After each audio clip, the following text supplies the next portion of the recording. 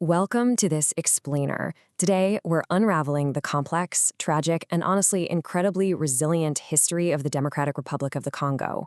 We're going to explore a phenomenon that experts call the paradox of plenty and see exactly how a nation's geography can totally shape its destiny in the most unexpected ways. Okay, let's dive right into this. The DRC possesses just immense natural wealth. We're talking about over 1,100 known natural resources: diamonds, gold, copper, and literally the world's absolute largest reserves of cobalt, which, by the way, is completely crucial for things like your cell phone and electric vehicles. But the contrast here is mind-boggling. The nation ranks 143rd out of 145 on the Global Hunger Index. 70% of the population lives on less than a single dollar a day. It really makes you wonder, how does a country with so much end up with so little for its own people? Well, it all comes down to a tragic economic concept known as the resource curse. Basically, this is the paradox where a country with abundant natural resources actually experiences adverse political, economic, and social consequences. So instead of developing the nation, this incredible abundance leads directly to exploitation, corruption, and conflict. Keep this definition in the back of your mind, because it's essentially the golden thread connecting almost every single historical event we'll be covering in this explainer today. Let's start by looking at the roots of this exploitation, moving from early kingdoms to the era of colonies. It's really important to remember that before European colonization, this region was governed by diverse, prosperous kingdoms with rich cultures and massive trade networks. But that changed violently. Let's walk through a quick timeline here. In 1885, King Leopold II of Belgium formed what he called the Congo Free State. Now, he pitched this to the international community as a public charitable work, meant to civilize the region and suppress the slave trade. But behind that supposedly noble facade was an absolutely brutal system of forced labor. The Congolese people were forced to harvest ivory and rubber just to fill Leopold's private bank accounts. This completely destroyed local governance and resulted in millions of deaths. Finally, after 23 years of this nightmare, the Belgian government officially annexed the Congo as a colony in 1908. Fast forward to 1960, and Belgium suddenly grants the Congo independence, but as we'll see, it was dangerously rushed. Let's move to our next section and see how this builds into an era of sudden independence, followed by dictatorship. That abrupt end to colonial rule left a massive, chaotic power vacuum. In June of 1960, this severely hurried independence meant the newly appointed Congolese leaders were super young, and they had been systematically denied any real government experience by the Belgians. This total lack of preparation plunged the nation into immediate crisis. By January 1961, the country's very first prime minister, Patrice Lumumba, was assassinated. The resulting political chaos eventually opened the door for Joseph Mobutu, who seized power in a 1965 coup d'etat. Mobutu ruled for 32 years. He pushed a policy he called Zaireanization, which basically cemented a kleptocratic one-party regime. It funneled the state's wealth straight to a corrupt elite, all while committing widespread human rights abuses. And just look at the staggering inefficiency of his regime. Despite having massive mineral wealth, the DRC's mining sector accounted for a minuscule 0.2% of its GDP. Compare that to neighboring Angola, where mining makes up 50%. Extraction methods in the DRC stayed totally labor-intensive, and the state collected a meager 2% tax on exports. The regime was simply unable, or maybe unwilling, to properly monetize the country's bounty to build a functional economy. Instead, the wealth just vanished into thin air.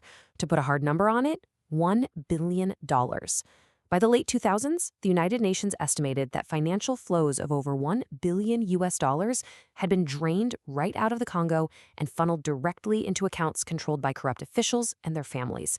That kind of staggering theft left the country's infrastructure and its institutions to completely wither away.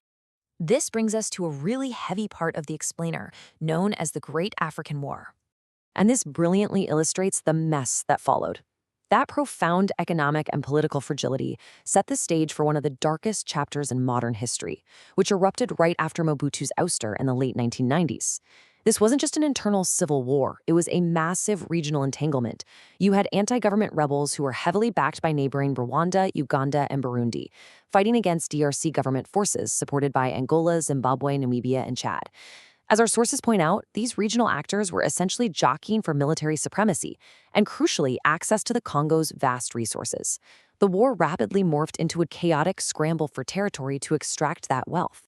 The actual human toll of this war is almost impossible to fully wrap your head around. At its height, up to 500,000 troops from various nations were engaged in combat across a dozen battlegrounds. We're talking about millions of civilian deaths, largely from the violence, sure, but also from the resulting disease and severe malnutrition. 2 million people were displaced, fleeing to neighboring countries literally just to survive. Because of this unimaginable scale of suffering, it's frequently described as the deadliest conflict since World War II. Really take a second and think about that. Now let's look at the cost of this conflict and what a fractured society looks like today. You know, decades of such intense conflict, corruption, and resource exploitation, they don't just magically disappear when peace treaties are signed. The modern-day consequences on the daily lives of the Congolese people are stark.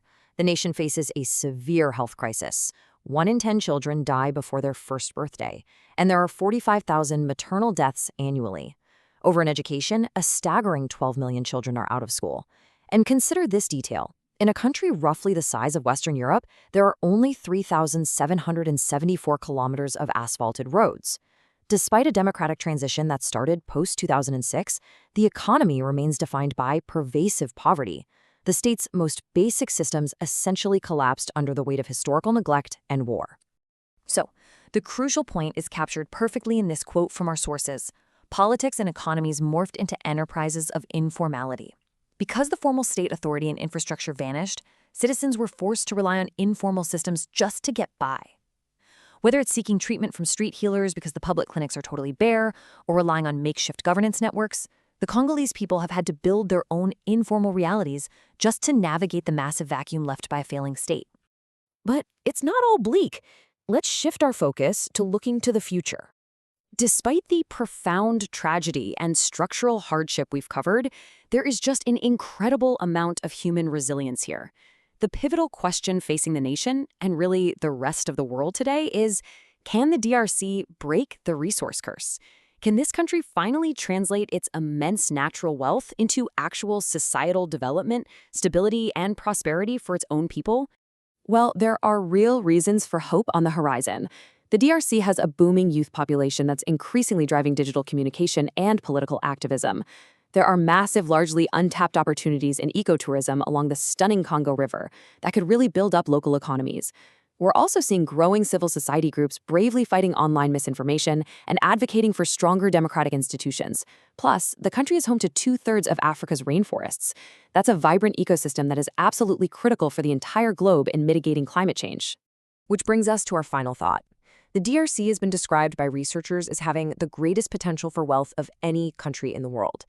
If the Democratic Republic of the Congo can overcome its tragic history, stabilize its governance, and actually harness its resources for its citizens rather than for corrupt elites or foreign powers, its potential to enrich its own people and the rest of the world is simply unmatched.